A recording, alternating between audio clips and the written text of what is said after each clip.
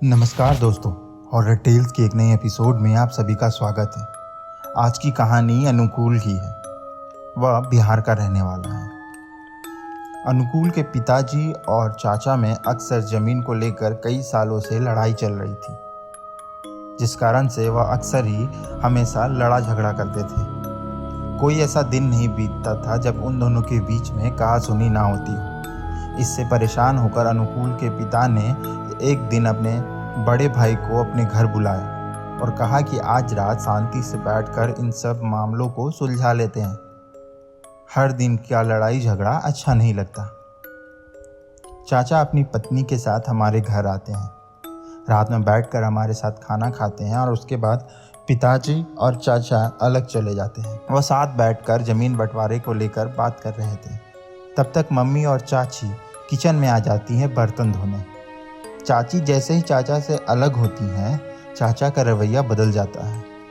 वह पापा का हाथ पकड़कर रोने लगते हैं। उनसे कहते हैं कि मुझे माफ़ कर दीजिए, मैं ऐसा कभी नहीं करना चाहता हूँ। लेकिन जैसे ही वापस चाची आती हैं, वो उनके सुर बदल जाते हैं। वह खड़े होकर तमतमा जाते हैं और कहते हैं कि चलो यहाँ से, हो गया सब कुछ क्लियर। यह देखकर मुझे बहुत अजीब सा लगा। ऐसा लगा मानो कि चाची ने चाचा को अपने वश में कर रखा है। दूसरे दिन मम्मी किचन में जाती हैं तो वह देखती हैं कि बर्तन का एक एक्स्ट्रा सेट हमारे किचन में रखा हुआ था। मम्मी कुछ सोचती हैं, लेकिन फिर उन्हें लगता है कि शायद किसी पड़ोसी ने कुछ खाने को दिया होगा तो वह सेट उनका घर पर रखा होगा। वह इस बात को इतना नोटिस नहीं करती हैं। इसके कुछ दिनों के बाद ही पापा की तबीयत खराब होने लगती है। यह समय कोविड का था, इसलिए हॉस्पिटल्स में भी काफ़ी ज़्यादा मारामारी चल रही थी। किसी तरह हमने पापा को हॉस्पिटल में दिखाया तो डॉक्टर ने बताया कि पापा कोविड पॉजिटिव हैं और हॉस्पिटल में जगह अवेलेबल नहीं है, इसलिए आप लोग होम क्वारंटीन ही करें। हम लोग पापा को लेकर घर आ जाते हैं। समय बीतते ही पापा अजीब सी हरकतें करने लगते हैं। वह नाखूनों से दीवार को नोचते हैं, कभी ज़ोर ज़ोर से चिल्लाते हैं या कमरे में अकेले बैठे रहने पर किसी से बात करते रहते हैं। यह सब मम्मी ने देखा और उन्हें कुछ समझ नहीं आया। उन्होंने नानी को कॉल लगाया और सारी बातें बताईं।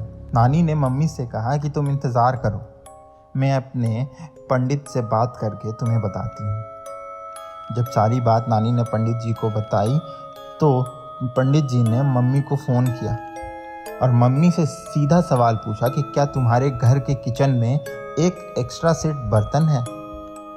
मम्मी ने हकबकाते हुए कहा, हाँ पंडित जी, आपको कैसे पता? यह बात तो मैंने किसी को नहीं बताई थी, क्योंकि यह बात मुझे इतनी इम्पोर्टेंट नहीं लगी थी। पंडित जी ने कहा कि उस बर्तन को पहले मेरे पास पहुंचाओ। होम क्वारंटीन में थे हम लोग, तो हम लोग बाहर नहीं जा सकते थे, लेकिन मामा जी कुछ सामान लेकर आने वाले थे कि मैं तुम्हारे घर कुछ सामान भिजवाऊंगा, उसे रख कर उस थाली, बर्तन और कटोरी को मेरे पास भिजवा देना। कुछ दिनों के बाद मामा जी आए। उन्होंने पंडित जी के द्वारा भेजा हुआ जल और कुछ मंत्रोच्चारण किए हुए कागज हमारे पास रखे और वह एक्स्ट्रा थाली, बर्तन काली पन्नी में बांधकर हमने उन्हें दे दिया। अब जब भी पापा को तकलीफ होती तो हम उस शुद्ध जल को पापा को मिलाकर पिला देते। पापा शांत हो जाते थे। जब भी हम उनके साथ होते तो वह एकदम नॉर्मल होते थे, लेकिन जब भी उन्हें अकेले रूम में छोड़ दिया जाता तो वह फिर से उन्हीं हरकतों में करने लगते थे। हमें पता नहीं था कि पंडित जी ने यह परमानेंट सॉल्यूशन दिया है या फिर टेम्परेरी, क्योंकि जल खत्म होने के बाद हम क्या करेंगे। लेकिन इन सब के बीच में मेरे सर में भी दर्द रहने लगा। मुझे भी कभी कभी बहुत अजीब सा फील होता था। एक दिन जब रात को मैं पापा के कमरे के पास से गुजर रहा था तो मैंने एक 8 से 9 फीट लंबी परछाई देखी। खुले बाल, लंबा सा चेहरा और एकदम सफ़ेद कपड़े में लिपटी हुई। मैं यह देखकर दंग रह गया। मैंने वहीं पैंट में पेशाब कर दिया। मैं अपने कमरे में 2 से 3 सेकंड में जा सकता था, लेकिन मेरे पैर वहीं जमे रह गए। मैं करीबन 3 से 4 मिनट चल नहीं पा रहा था। मैं अवाक हो चुका था। मैं दौड़कर अपने कमरे में गया और किसी तरह से खुद को लपेटकर सो गया। दूसरे दिन जब पापा को मैंने यह पूछा तो उन्होंने कुछ नहीं कहा। वह बस मुझे देखकर समझ गए कि मैंने उस रात को उस औरत को देख लिया है। मैंने जब यह बात मम्मी को बताई तो मम्मी ने फिर से नानी को फ़ोन मिलाया, उन्हें यह सब बात बताई। नानी ने पंडित जी से बात की और पता चला कि पंडित जी ने कुछ दिनों बाद का समय दिया है। पिताजी अब धीरे धीरे ठीक हो रहे थे और दूसरी तरफ मुझे शायद कुछ हो रहा था। एक रात मैं सो रहा था तो मम्मी मेरे कमरे में मुझे उठाने आई। वह देखती है कि मेरी खिड़की के सामने कोई औरत टहल रही थी। वह देखकर एकदम सहम जाती है। मम्मी तुरंत मेरे कमरे का गेट खोलकर बाहर की ओर जाती है। देखती है तो वहाँ कोई नहीं था, लेकिन मम्मी को अभी भी पायल के छन छन की आवाज़ आ रही थी। ऐसा लग रहा था कि कोई मेरे घर के आगे पीछे टहल रहा हो। मम्मी हड़बड़ा कर अंदर आती हैं। उसके बाद पंडित जी से बात करती। पंडित जी ने कहा कि उस शुद्ध जल को अपने घर के चारों तरफ छिड़क लो, कुछ नहीं होगा, मैं कल सुबह आता हूँ।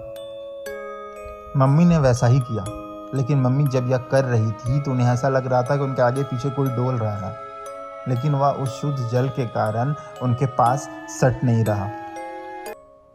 सुबह होते ही पंडित जी हमारे घर आए। पंडित जी जैसे ही घर आए, पापा एकदम से तिलमिला उठे और बार बार एक ही बात कहे जा रहे थे कि वो आ गया, अब मुझे उसे नहीं छोड़ूंगी। वह मम्मी को देखकर और ज़ोर से हंसने लगे और मम्मी को कहते हैं कि तुझे क्या लगता है मैं इसे इतनी आसानी से छोड़ दूंगी। मम्मी पंडित जी के हाथ जोड़कर रोने लगी। मेरे सर में भी अचानक काफ़ी तेज़ दर्द उठने लगा था। मैं कुछ समझ नहीं पा रहा था। पंडित जी ने काफ़ी देर तक मंत्रोच्चारण करके हवन किया और आखिरकार हमारे घर से कई जगहों से गुड्डे गुड़िया, काला धागा, बांधा हुआ नींबू, मिर्च, ना जाने क्या क्या निकला। यह सब कब किसने रखा था हमें नहीं पता था, लेकिन जब 4 से 5 घंटे हवन होने के बाद सब कुछ ठीक हुआ तो हमने पंडित जी से पूछा यह सब किसने किया था। पंडित जी ने बताया कि यह सब तुम्हारे किसी अपने का किया धरा है। हम समझ चुके थे या कोई और नहीं, चाची जी थी। तो पापा ने डायरेक्ट पंडित जी से पूछ लिया कि क्या मेरा भाई इन सब के पीछे है। पंडित जी ने कहा कि वह तो खुद कुछ नहीं जानता, वह खुद अपनी पत्नी के वशीकरण में फंसा हुआ है। आप अपने भाई को मृत समझिए, क्योंकि यह सब काला जादू वगैरह ज़्यादा दिन नहीं चलता। हमने उस दिन के बाद से अपने चाचा से रिश्ता ख़त्म कर दिया। हम आज तक उनसे कभी बात नहीं करते। तो ये थी हमारी आज की कहानी। आपको हमारी कहानियाँ कैसी लगती है हमें कमेंट करके ज़रूर बताएं और हमारे वीडियोस को शेयर करें। धन्यवाद।